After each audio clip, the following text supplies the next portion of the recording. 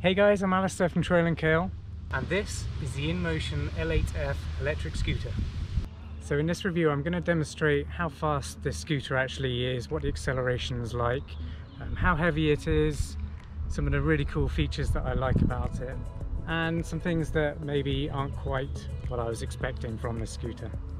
Okay, so firstly, the top speed of this electric scooter is 18 miles an hour, which you can actually limit and change within the app.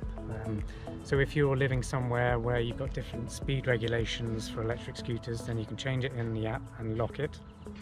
But this scooter is 18 miles an hour top speed, so I'm going to demonstrate that to you now, see what the acceleration is like, and also how quickly it brakes. Because if you look here, Helen, this is the electric brake, but there's also a foot brake to the rear. So I'm going to demonstrate both of those and show you how quickly you can stop this scooter from top speed. Okay, so to actually get going and for the acceleration to work, you need to push off first. So I'm going to do that now and show you how quick this thing is. Ready?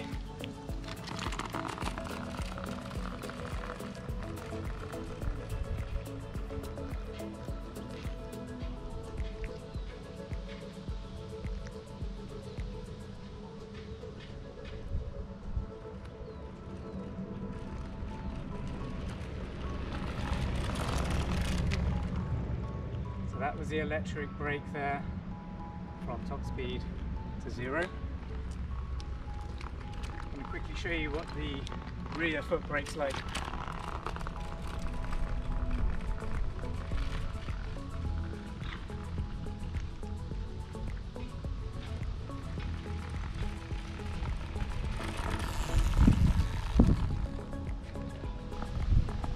So I'd say both those brakes are very similar in terms of how quickly you can stop. The L8F electric scooter has a range of about 22 miles. Now that's very much dependent on how heavy the rider is. The maximum payload of this scooter is 220 pounds. So if you're heavier than that, then this scooter probably isn't for you. So a mileage of 22 miles is also dependent on the gradients that you're riding on. So if you're riding a lot of uphills, then you probably won't get that near to 22 miles. Maybe you'll get something like 15.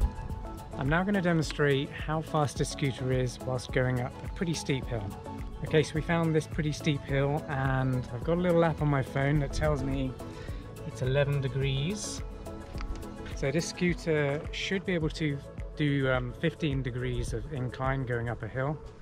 So let's find out, shall we? See how it does on 11 degrees.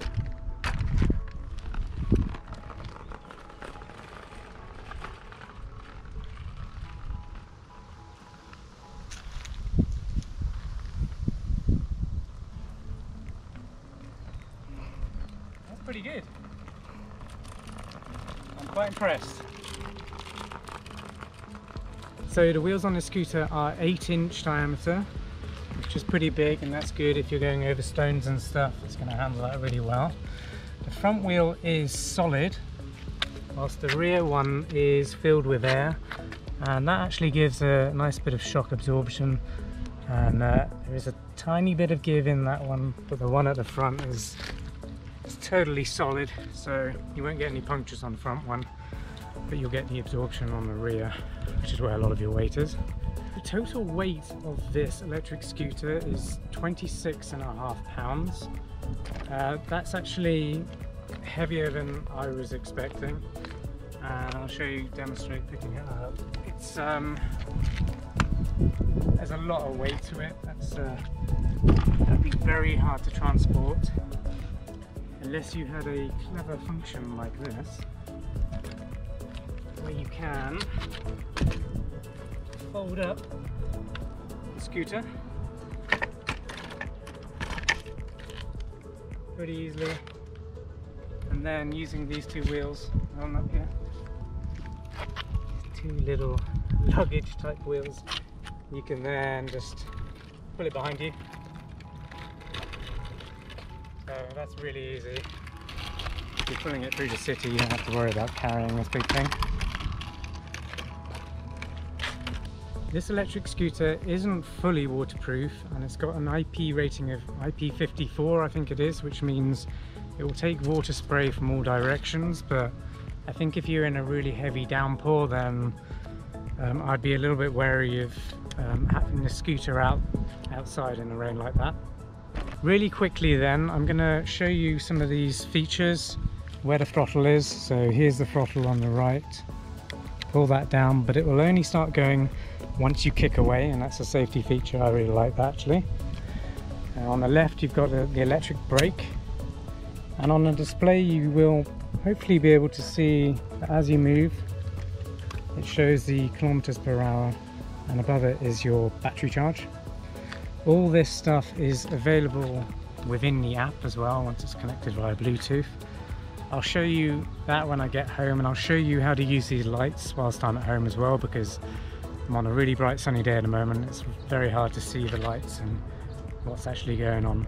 Okay, let's get back home. Welcome to my humble abode. So now we're somewhere a little bit darker.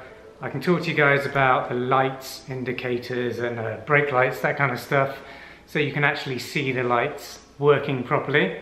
For the headlight up front to work, the scooter needs to be activated first, so you're going to have to move it like so. That will bring the light strip on and a coloured light at the front as well. But if you actually want the headlight to go on, you have to hold the brake. Like so. And this light's really bright actually, so it's hard to really give you an indication of how bright that is, but it certainly illuminates the pavement at night very well. Turn it off, you hold down that same brake button. Another really cool feature about this L8F electric scooter is it has indicators. So to activate the indicators, it's really smart. Whilst you're holding onto the handles, just lose a little pressure and it will flash red. So that's really cool. It's the same on the left as well. So anyone behind you or in front should be able to see this, see that it's an indicator. Now the problem with that is, of course, people in daylight and a bright sunny day, people won't really see that. So cool at night, but don't rely on that during the day. You should definitely use hand signals if you're going to see other vehicles wherever you're using this scooter. On the rear wheel there's also a brake light, so that's really cool. If you hold the brake, then that will flash red to let people know that you are braking. Another great safety feature there. You may have noticed this pretty cool light bar on the front of the scooter. All the colours on this are customizable through the app. So I've got the app here running on my phone, and I'm going to put that on the screen now.